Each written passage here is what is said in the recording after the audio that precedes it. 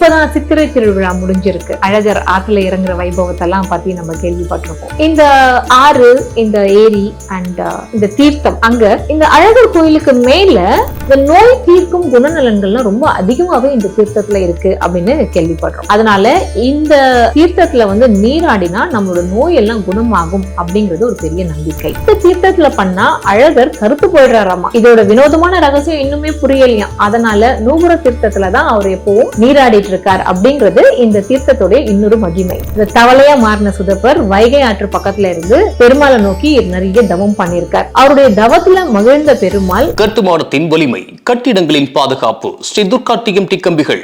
DVR garden signature living T Nagar இப்போ திருவள்ளூருக்கு வந்தாச்சு. Near D Mart on new bypass road, Tiruvallur நகராட்சிக்குட்பட்டது. பிளாட் 20 லட்சம் முதல். கான்டாக்ட் 9955511814. பக்தி கஃபே தமிழ் நேயர்களுக்கு வணக்கம். தொன்மையான கோவில்களை பத்தி எபிசோடா நம்ம இந்த டெம்பிள் டேல்ஸ்ல பார்த்துட்டு வந்துட்டு இருக்கோம். இன்னைக்கு இந்த டெம்பிள் டேல்ஸ்ல கொஞ்சம் வித்தியாசமான ஒரு கோவிலை பத்தி பேசலான்னு இருக்கேன். இப்பதான் சித்திரை திருவிழா முடிஞ்சிருக்கு. அழகர் ஆத்துல இறங்குற வைபவத்தெல்லாம் பத்தி நம்ம கேள்விப்பட்டிருக்கோம். இந்த ஆறு, இந்த ஏரி அண்ட் இந்த தீர்த்தம், அங்க இந்த அழகர் கோயிலுக்கு மேல ராக்காயி அம்மன் கோவில்னு ஒரு கோவில் இருக்கு.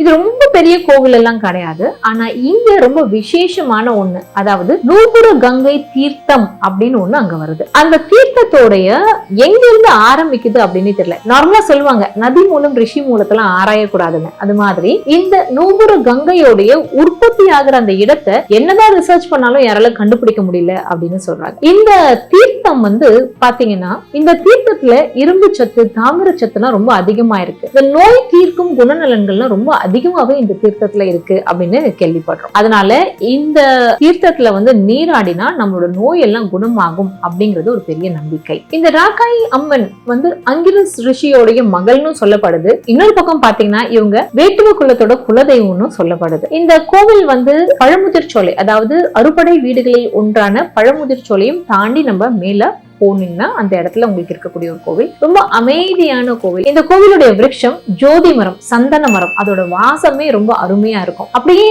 ஒரு அந்த இடமே ரொம்ப பரவசமா இருக்கக்கூடிய ஒரு இடமா இருக்கும். இந்த நூபுர கங்கை அப்படிங்கிறது ஒரு 1000 வருஷத்துக்கு மேல பழமை வாய்ந்தது அப்படின்னு சொல்லப்படுது.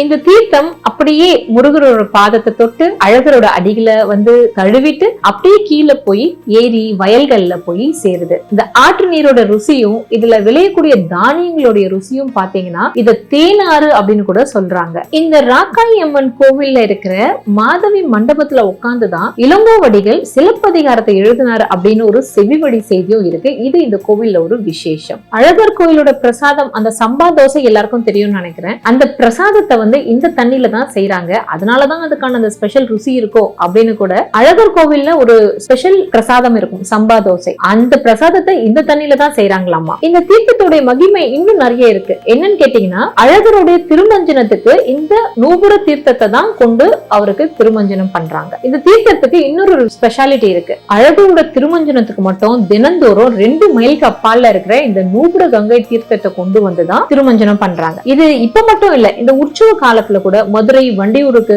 அழகர் போகும்போது கூட அங்க கூட இந்த தீர்த்தத்தை கொண்டு வந்துதான் திருமஞ்சனம் பண்றாங்க. அது ஏன்னு கேட்டீங்கன்னா மத்த தீர்த்தத்துல பண்ணா அழகர் கருத்து போயிடுறாராமா. இதோட வினோதமான ரகசியம் இன்னுமே புரியலையாம். அதனால நூபுர தீர்த்தத்துலதான் அவர் எப்பவும் நீராடிட்டு இருக்கார் அப்படிங்கிறது இந்த தீர்த்தத்துடைய இன்னொரு மகிமை.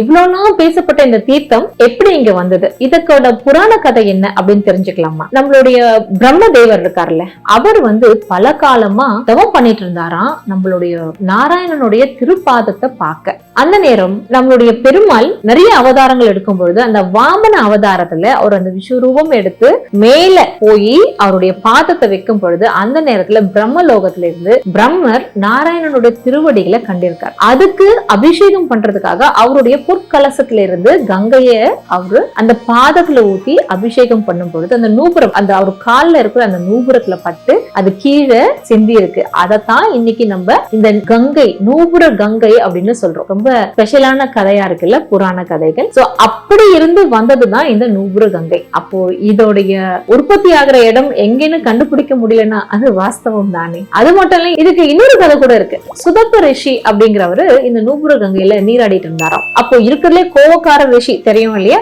துர்வாசர். அந்த பக்கமா வரும்போது இவர் கவனிக்கல போல, பாவம். அதை பார்த்த உடனே துர்வாசருக்கு உடனே கோவம் அவர் எப்போதும் போல ஒரு சாபம் விட்டுருக்காரு. என்ன சாபம்னா, என்ன கவனிக்காத நீ தவளையா மாறிடு அப்படின்னு. இந்த தவளையா மாறின சுதப்பர் வைகை ஆற்று பக்கத்துல இருந்து பெருமாளை நோக்கி நிறைய தவம் பண்ணிருக்கார். அவருடைய தவத்துல மகிழ்ந்த பெருமாள் அழகிய கோலத்துல காட்சி கொடுத்து சாப விமோசனம் கொடுத்திருக்கார். அப்படி வந்தவர் தான் நம்மளோட அழகர். ஆக மொத்தம் அழகருடைய பெயர் காரணமும் அவருடைய தோற்ற காரணமும் தெரிஞ்சது இல்லையா. இது எல்லாத்துக்கும் இந்த நூபுர கங்கை அந்த இடத்துல ஒரு கேரக்டரா இருக்கு. சோ இந்த நூபுர கங்கை பத்தி இன்னைக்கு பேசினதுல எனக்கு ரொம்ப சந்தோஷம். அது இருக்க ராக்காயி அம்மன் கோவில், அதோட இடமே ரொம்ப ஏகாந்தமா இருக்கும். எல்லாருமே இந்த மாதிரி இடங்களை போய் பாருங்க. இது டிவினிட்டிக்காக ஒரு பக்கம் இருந்தாலும், பக்திக்காக இன்னொரு பக்கம் இருந்தாலும், நம்மளோட ஹெல்த் ரீசனுக்காக நம்ம கோவில்களை வழிபட்டாலும், இந்த மாதிரியான இயற்கை எழில் சூழ்ந்த இடங்களை நம்ம போய் பார்க்கும் பொழுது நம்மளோட மனசும் ரொம்ப அமைதியாகி இந்த எல்லா பெனிஃபிட்ஸும் நமக்கு ஒட்டு மொத்தமா கிடைக்கும். இப்போ மே மந்த் வெகேஷன் வரவே வருது.